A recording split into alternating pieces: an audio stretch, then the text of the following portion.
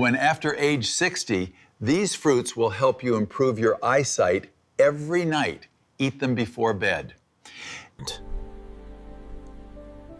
Many people naturally associate vision decline with aging itself. It is common to believe that blurry eyesight, difficulty focusing in low light, or discomfort while driving at night are simply unavoidable parts of getting older. This assumption is deeply rooted in everyday experience, yet it may oversimplify a much more complex biological process. From a physiological perspective, vision changes over time are influenced by multiple interacting factors rather than age. Structures such as the retina operate under constant metabolic demand. Throughout daily life, the eyes are exposed to light. These exposures may contribute to oxidative stress, a condition where the balance between reactive molecules and protective mechanisms. During sleep, the body naturally engages in restorative processes that help maintain cellular function across many systems, including the eyes. However, the efficiency of these repair mechanisms can vary. When recovery processes do not fully match the stripe lights, this accumulation is typically not noticeable in the short term. Instead, it develops slowly and silently. This perspective shifts the understanding of vision decline from a purely age-driven outcome to a more dynamic process involving both damage and repair. Continuing from the idea that vision decline is not simply caused by aging alone, it becomes important to look more closely at how the eye functions at a biological level. One of the most critical structures involved in vision is the retina, a thin layer of tissue at the back of the eye. What makes the retina especially important is also what makes it vulnerable. The retina is considered one of the most metabolically active tissues in the human body. This means it requires a constant and significant supply of oxygen and energy in order to function properly. Unlike many other tissues, because of this high level of activity, the retina naturally produces a large amount of metabolic byproducts. Under balanced conditions, the body is able to neutralize these molecules through internal protective systems. However, an important aspect of this process is that retinal cells have limited regenerative capacity.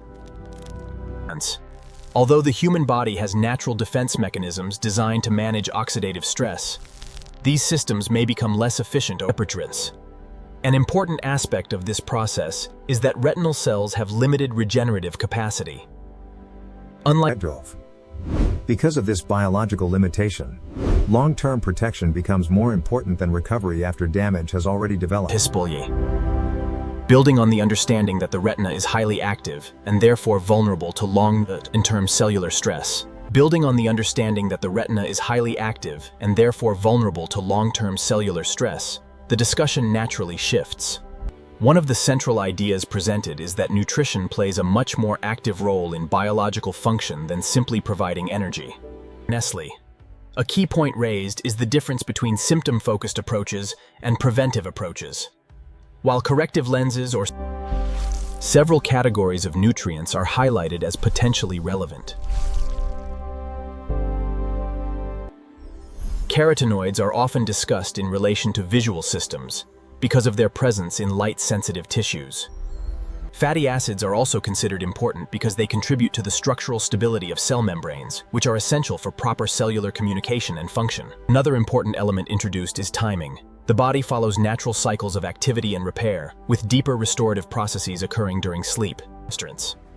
This does not imply immediate or guaranteed outcomes, but rather highlights the importance of consistency and timing in nutritional intake. Overall, this section reinforces the idea that long-term eye health may be influenced by a combination of biological timing. Continuing from the idea that targeted nutrition may support the body's internal maintenance systems, it becomes important. One example discussed in this context is the gold kiwi.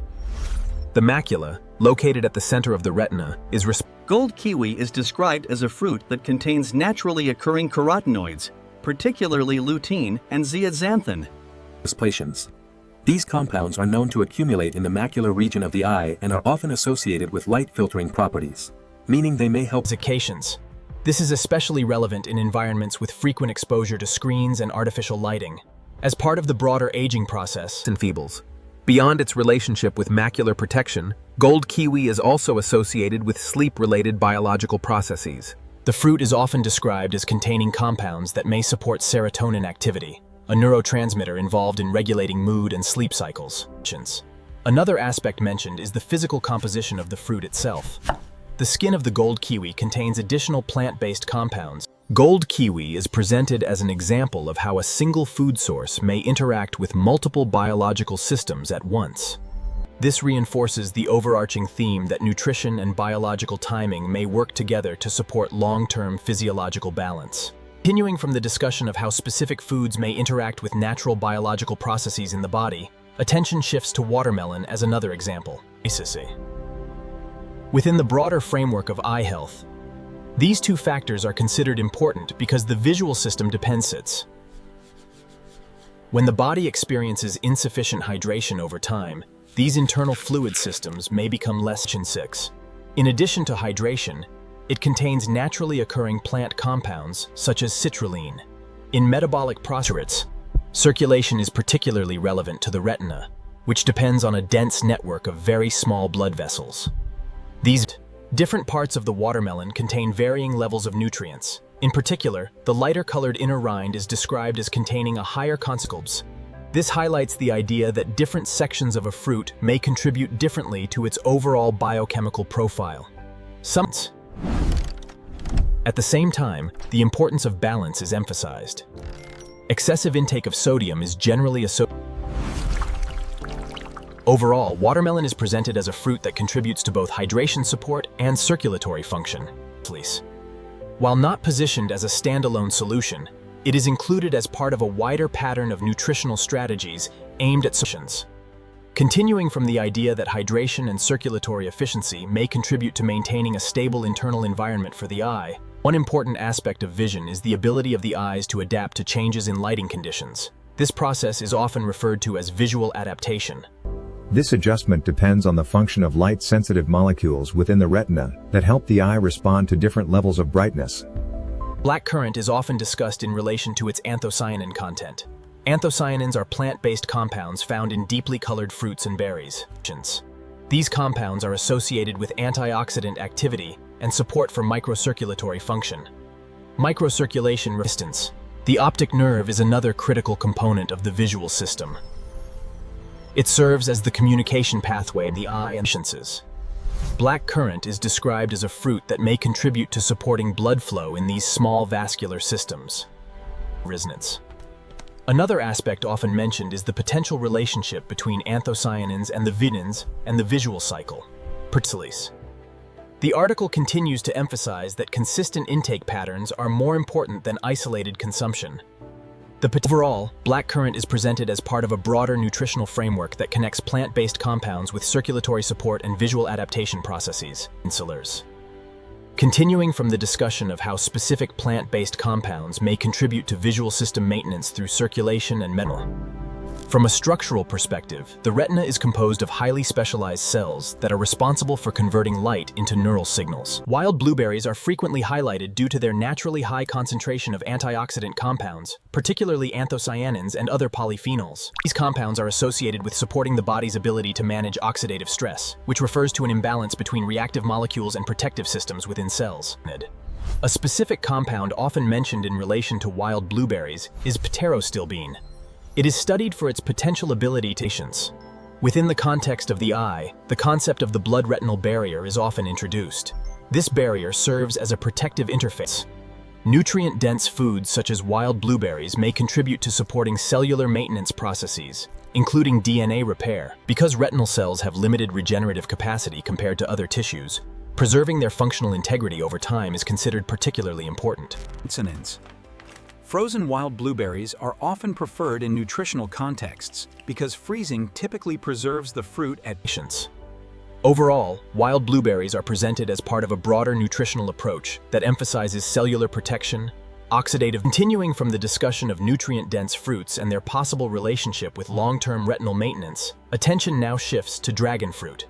From a biological perspective, the retina and surrounding visual tissues require not only adequate nutrient supply but also stable cellular structures in order to function efficiently. Human stress. Dragon fruit is often highlighted due to its content of naturally occurring antioxidants, including betalain pigments.